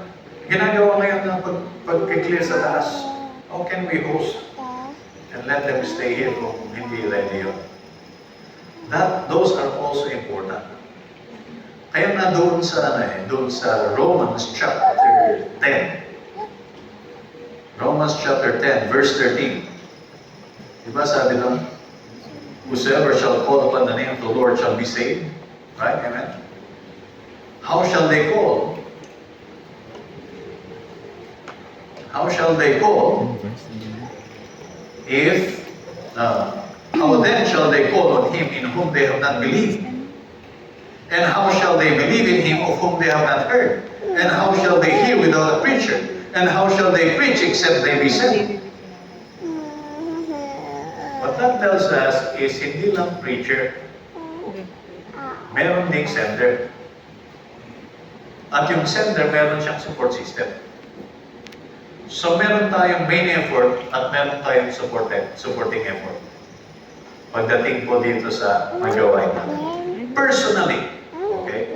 So sa church, meron tayong main, meron support. Individually, meron din po tayo. How's your health? You know you cannot minister if you're unhealthy. Yeah. It will limit what you can do for the Lord kung napapabayaan mo yung health. Sabi ng Bible, for bodily exercise profiteth little. Okay, little. Because when you compare it to eternal spiritual things, napakaliit lang talaga. But it doesn't mean there's no profit. And you can better serve if you are healthy. Pero kung marami ka ng karamdaman, siyempre malilimit na yung kaya mong gawin. That's why it's understood that the normal course of life is, as you get older, may tinatawag na retirement. Walang retirement sa paglilingkod sa Panginoon, but there's retirement in doing something that requires physical strength and health. Okay? So, importante tingnan din natin yun. How's your health? And then your attitudes. This is where we really need to do something sa ating attitudes. So, there are several areas you can look at some more, actually, aside from your personal relationship with the Lord, evangelism, family relationship, church life, your work, your occupation, health, other things, and create your objectives on those different areas that you believe are important. Know where you are and set them as baselines from which to project your objectives. So kung ngayon, for instance, nasabi ko kanina, I intend to read the Bible at least once a year, which I was able to accomplish by God's grace last 2024 and the previous years. I intend to do it again. Now, sometimes I vary my paano ko siya binabasa. Most of the time, I just read through. 5 chapters, 4 chapters, hanggang sa matapos. Sometimes I finish early, sometimes nagka-catch up ako. It varies. But my objective is to be able to finish the Bible, reading the Bible this once a year. Why is that? So that when the preacher preaches, it's easier for me to recall. God allows me to remember the things that I've read in the past. Kapag pinipreach na yun, lalo na kapag mga bagay na hindi ko naintindihan, or mga bagong revelation na pinipreach ng preacher. It would be more difficult for me kung hindi ko nabasa. Strange talaga yan sa akin.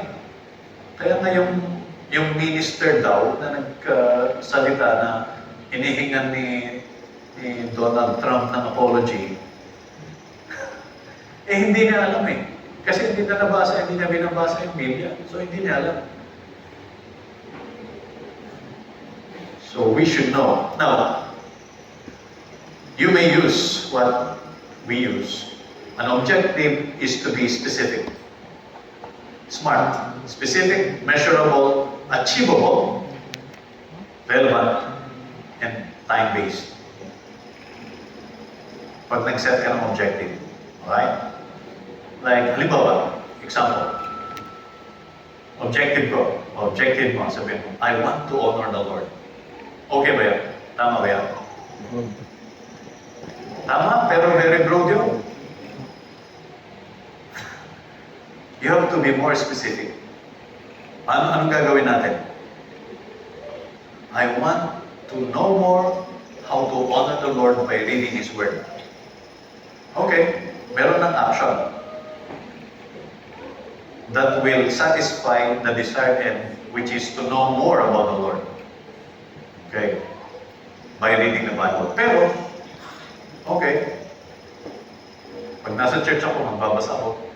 Wala ako sa church, hindi. You have to be more specific and make it measurable. Like for instance, either you say, I commit myself to read the Bible every day, at least 3 chapters, until I finish the whole Bible. Or, better yet, kasi achievable ba yan? Kasi it should be achievable, yes. Pero masyadong mahaba. So, lagyan mo ng time frame. Kasi hindi mo alam kung kailan eh. So, dapat mas maganda kung alam mo. So, pwede mong sabihin, I should finish the Bible in 6 months or in 1 year. Kung masyadong mabilis na yun, in 2 years. At least you have set an objective. So I want to honor the Lord by knowing Him more, reading the Bible, finishing Genesis to Revelations within 2025. Yun ang smart objective. Claro. So that you can ask yourself by the end of December, have I achieved what I've set to do as far as Bible reading is concerned? Assess mo ngayon. Nag-fail ako. Bakit kaya? Saan ako nag-fail? Kasi mas mahaba yung time ko sa Facebook. Okay, okay.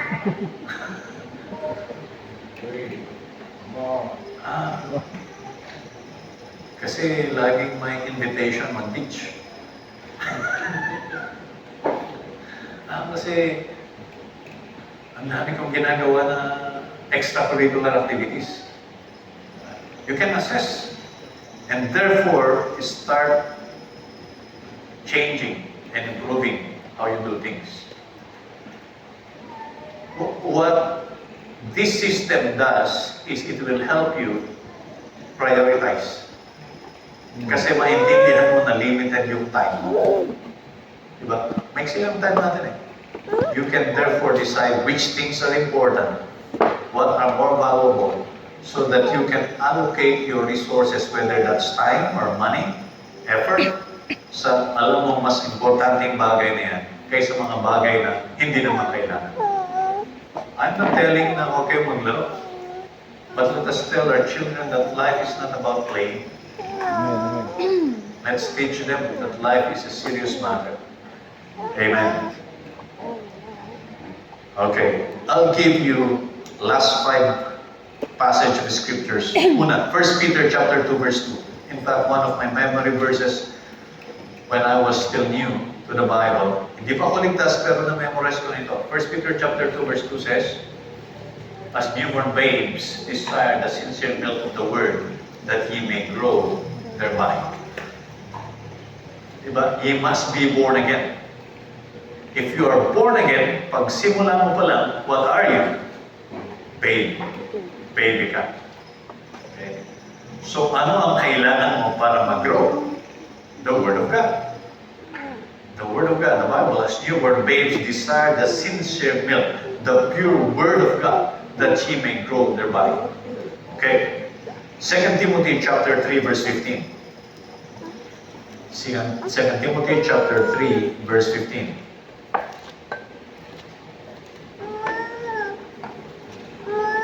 And that from a child thou hast known the Holy Scriptures. So from a babe to a child is introduced the Scriptures. From a child thou hast known the Holy Scriptures, which are able to make thee wise unto salvation through faith which is in Christ Jesus. So, ibig sabihin, once you're born again, you're a babe, then you grow as a child after taking in the milk of the pure Word of God. As a child, you understand how God saved you and He will help you grow. But you are not to remain as a child. Ephesians chapter 4, nabasa natin ito kanina umaga. Ephesians chapter 4. Bakit tayo binigyan ng mga prophets? Bakit tayo binigyan ng apostles, ng evangelists, ng pastors, and teachers? Why? Because in chapter 4, verse number 11, the Bible says, and He gave some apostles and some prophets and some evangelists and some pastors and teachers for the perfecting of the saints, for the work of the ministry, for the edifying of the body of Christ. Di ba yun yung objective talaga natin, yung purpose natin, yung mission natin? Verse 13, till we all come in the unity of the faith and of the knowledge of the Son of God, unto a perfect man, unto the measure of the stature of the fullness of Christ. Amen. That we henceforth be no more children. Why? Because children are tossed to and fro, carried about with every wind of doctrine, by the sleight of men and cunning craftiness, whereby they lie in wait to be seen. So, from a babe to a child to no more children.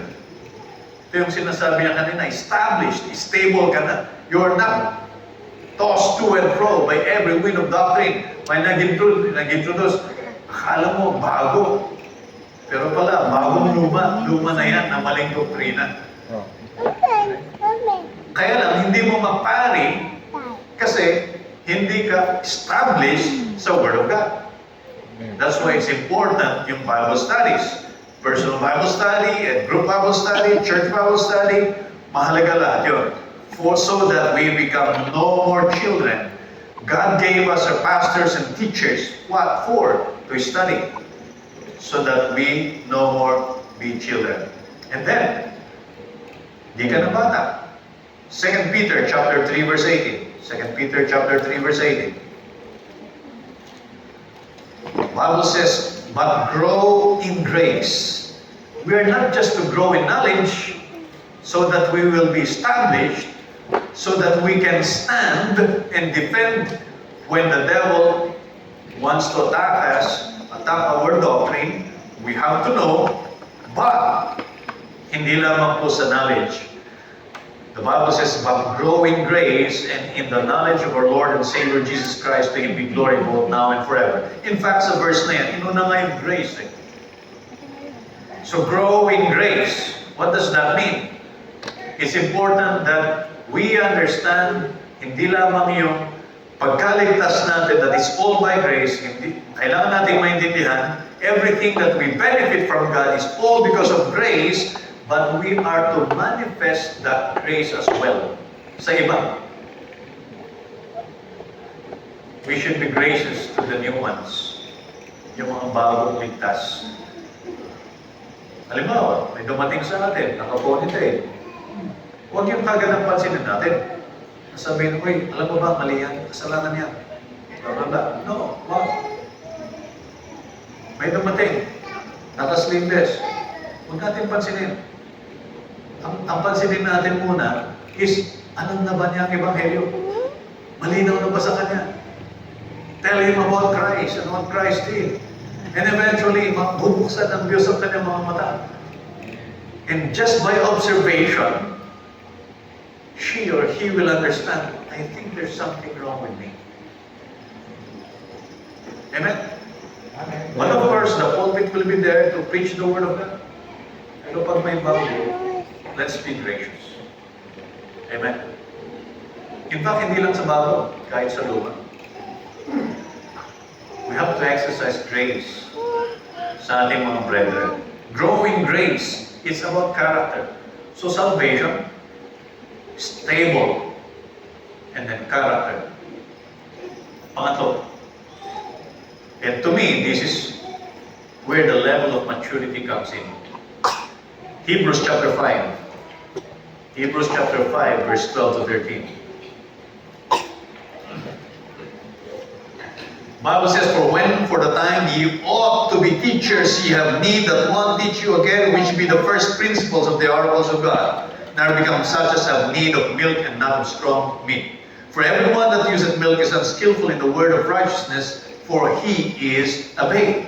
But strong meat belongeth to them that are full age, even those who by reason of use have their senses exercised to discern both good and evil.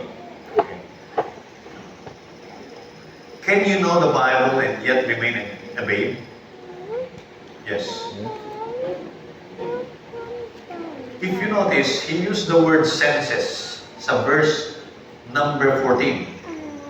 Who, by reason of use, have their senses exercised to discern both good and evil.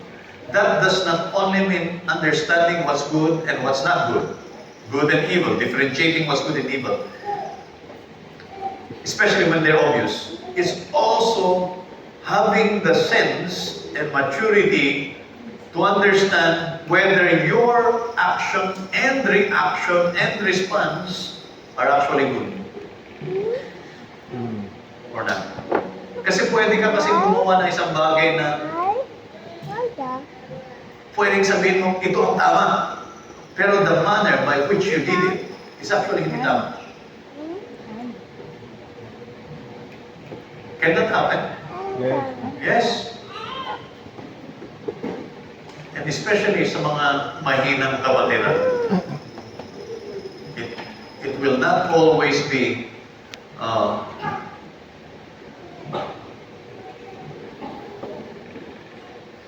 appropriate. I'm trying to think of ano yung tamang word. It will not always be appropriate yung head-on confrontational approach sa brethren. Kaya we are being accused of dividing ourselves. Kasi minsan hindi tama yung approach natin. We have to sense. Dito, sabi ko maturity, why? Because you become a teacher. You can be a good teacher if you're not mature. So verse number 12, for the time you ought to be teachers. Ibig sabihin, there should be a time that you become a teacher. Hindi pwedeng manatili ka ng bata na estudyante ka lang forever na hanggang doon lang. No? Both men, women, there's a time when you ought to become a teacher. Titus chapter 2 tells us that. Elder women, elder men ought to be teachers. When that time comes, when you are to become a teacher, sana hindi ganito ang mangyari. That you need one to teach you again. Na kailangan mong mag-undergo ulit ng training. Sana hindi ganon, kundi mag-grow at mag-mature. The Bible says, for the time you ought not, when you ought to be teachers, you have need that one teach you again, which be the first principles of the oracles of God, and are become such as have need of milk and not of strong meat. Hindi pwedeng milk lang lagi. Kailangan din ng meat. Para ikaw ay lumakas at umatag. And you are able to exercise the use of the Word of God in situations that you face. May nang-offense sa'yo na kapatiran, may sinabi siya, hindi mo nagustuhan, and you took it personally. And you don't have the courage na sabihin sa kanya na, Brad, I was offended by what you told me. Kinikim mo lang yun. Ibig sabihin nun, you're still immature. When you cannot go and tell the person na ito yung ginawa mo sa akin. Kasi it's possible, wala naman sa kanya yun eh. Ikaw lang pala nag-interpret. Vision, imagination. Nag-imagine ka lang.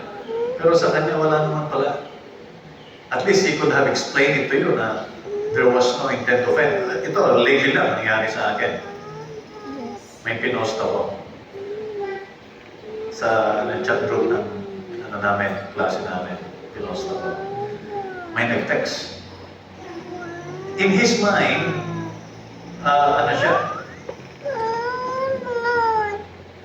kinocongratulate niya ako with something na parang pangangaya. Parang gano'n. Hindi ko lang naintindihan yung pangangaya. Pero anyway, he was congratulating me but with a certain term na hindi common eh. Hindi normal ba. Pero for us, dahil magkakaibigan kami, okay lang. Parang binibiro ka. Nag-respond ako. Yung response ko, ang interpretation niya, na-offend ako. So, binura niya yung comment niya. At nag-private message siya sa akin. At sabi niya, pasensya ka na. I did not mean to offend you. Sa pinost ko. Sabi ko, no offense at all. Kasi yung sinabi ko doon, yung inilagay ko, my fault kasi incomplete yung sentence ko eh. Sabi ko, yung response ko dun sa response mo is just a repetition of what I heard from the message nung nagsalita. And not focus doon sa, or not a rebuttal of your statement. I'm not offended at all, sabi ko sa kanya. So, but the good thing there is, he had the right attitude of sending me sorry. Kasi sa tingin niya, nag-offend siya. Although, hindi naman siya, ako actually offended.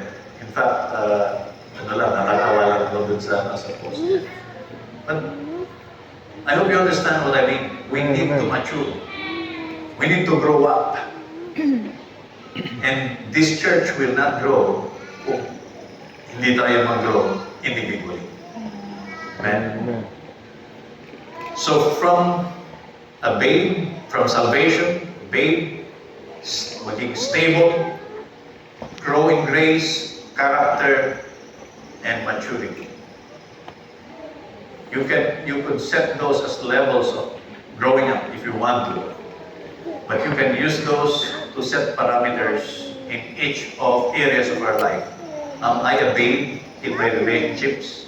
Am I a babe in my Bible knowledge? Am I a babe in my attitude and character? Where am I now? Am I a child? Am I growing? Am I mature? You can ask yourself, then set a goal, set an objective sa areas na yan. And put some performance indicators.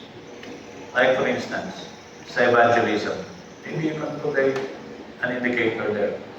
At least once a month, I talk to somebody about the Lord. One person, 1 month, in 12 months, I have 12 people. Kasi mahihayin ako eh. Hanggang doon lang yung kaya ko. Eventually siguro, as you go along, I said, dalawa na. Kahit 2 tao lang makausap ko, mawawala na siguro ako ng hiya. May walang hiya na. 4 na sa isang buwan. Improving, growing. Amen? So vision. The people perish for lack of vision. Individually, you have the vision. Your family, you should have a vision. The church where we are part of, we should have a vision. In your workplace, you should have a vision. Set or understand your mission and set your goals and objectives for each of the key areas of your life and set parameters where you can assess yourself at the end of the time you have set yourself to achieve those objectives. Amen? Amen. Amen. Amen. Let's pray. Our gracious and loving God, salamat po sa hapon ito. Lord, it's not me, it's not human knowledge or wisdom, Lord, but it's you that we need, Lord. We need to rely upon you. Lord, these are just some tools that we can use, but the principles and instructions are yours, Lord. Would you help us sa mga kakulangan po namin, Panginoon? And help us to see where we lack, and help us to see a clear vision of ourselves, what we should be 1 year, 2 years, 3 years, 4 years, 5 years from now, until the rapture, when we could be with you. And then we could say, Lord, that we have finished our course. Help us, Father, to set that course in the right direction, and to follow through with an action plan to get to where you want us to be. This is our prayer in Jesus' name. Amen. Amen.